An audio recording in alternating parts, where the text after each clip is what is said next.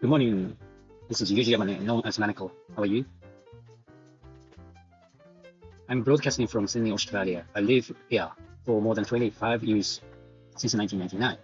I do IT, project management, and data analysis for New South Wales public sector here in Sydney.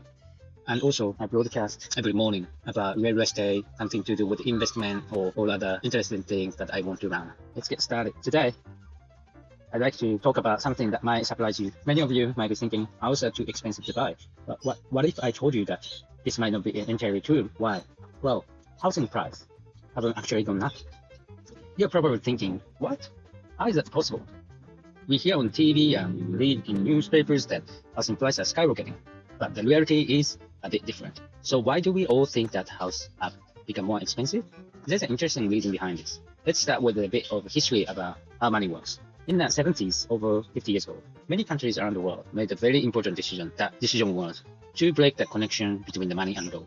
In the past, the value of money was linked to gold. For example, $1 could be exchanged for a fixed amount of gold. But in the 70s, many countries changed this rule. You might be wondering, what does this mean? Well, this is actually a crucial point. This rule change led to an explosive increase in the amount of money in the world. Imagine this. In the past, money was created based on the amount of gold available.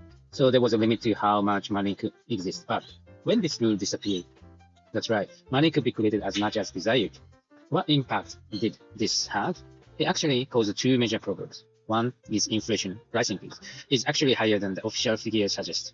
The value of money itself is decreasing. This is called currency debasement.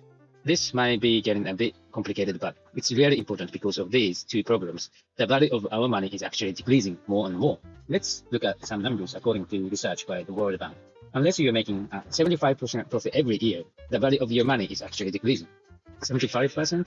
That seems impossible, right? Especially when normal bank interest rates are less than 1%. But this is the reality. Due to inflation and currency debasement, our money is constantly losing value. So what should we do? This is where land comes into the picture. The land is special because its price keeps going up. Why is land special? Because the amount of land is limited.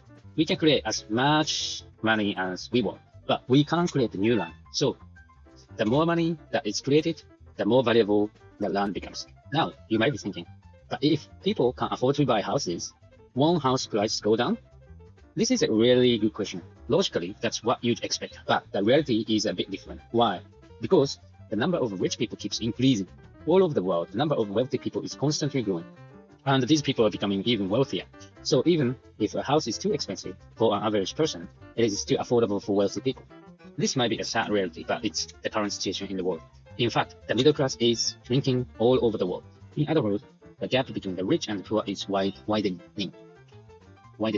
Let's look at the specific example. Example from Australia, the price increase in high and residential area. In Melbourne, Australia, it's said that the price in high-end residential areas have quadrupled 4 times over the past 20 years. But wait a minute, is that really true? In fact, when you account for inflation and currency debasement, the actual price increase is only about double.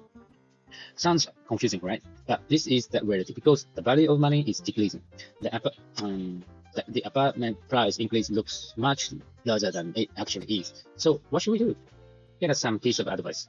Understand the importance of owning land or a house. While the value of money keeps decreasing, the value of land tends to increase over the long term. Consider investing, not just saving.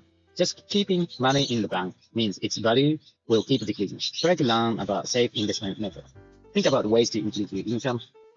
Don't just rely on your salary. Consider side jobs or learning new skills. Pay attention to economic news. It might seem difficult at first, but if you study bit by bit, you will start to understand how the world works.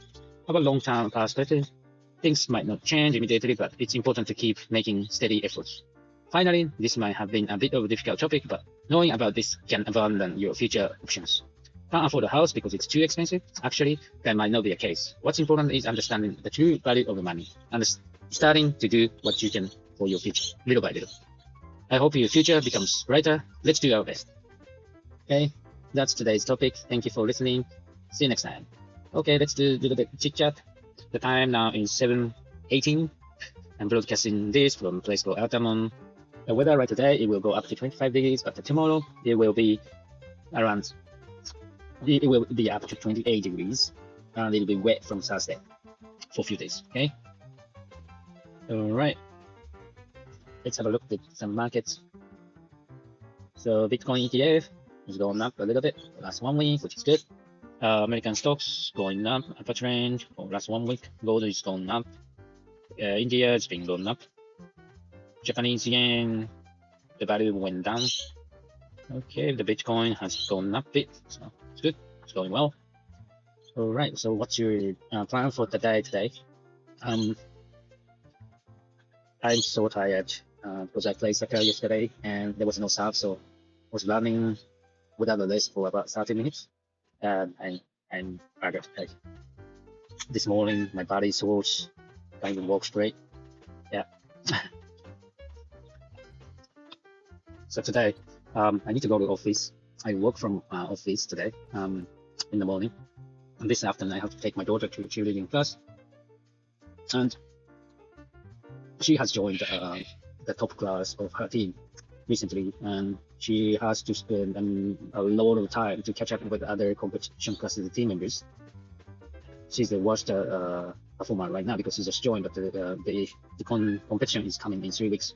So within the 3 weeks, she has to put a lot of effort to catch up with her team members, and that is really hard work to do. So from today, she will have to start the extreme training or men's training.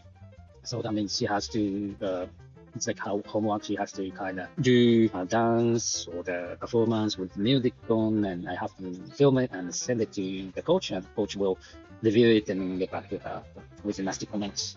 So basically, we're not supposed to send a video to the coach if it's not 100%, but sometimes it's hard to do 100%, especially for the first day.